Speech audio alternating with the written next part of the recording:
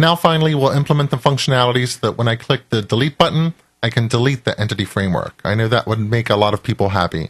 Obviously, the first thing I need to do is wire up a click event on that delete button.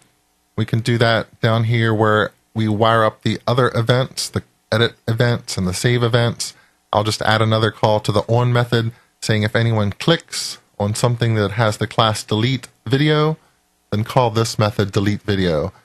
That method is a pretty straightforward implementation, very similar to what we've done before.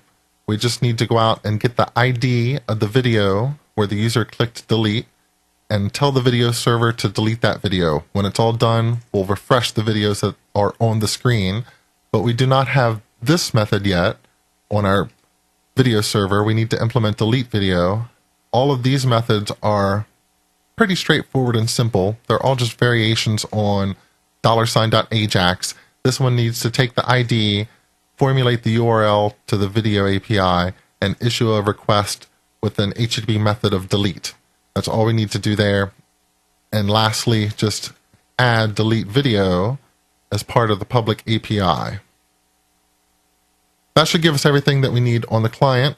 We haven't implemented delete on the server yet, so let's flip over to the videos controller, find the delete method, which I believe is down here at the bottom, and replace this implementation with one that takes an ID, again returns an HTTP response message. What we'll do is we'll use the entity framework to find the video that you want to delete.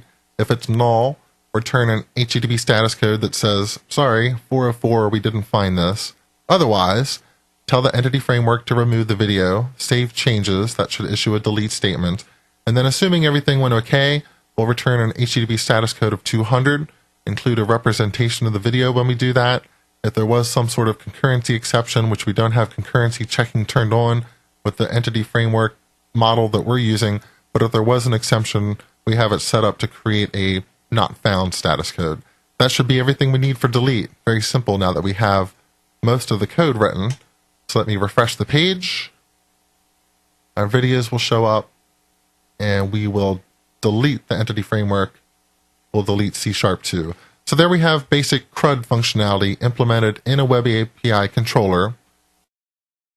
And we built a page that is using that API to allow a user to create, read, update, and delete videos. Now, if that was all there was to it, you might say, but Scott, I could have done that with a regular MVC controller. Nothing really special about Web API that we've shown here, but we're not quite finished yet.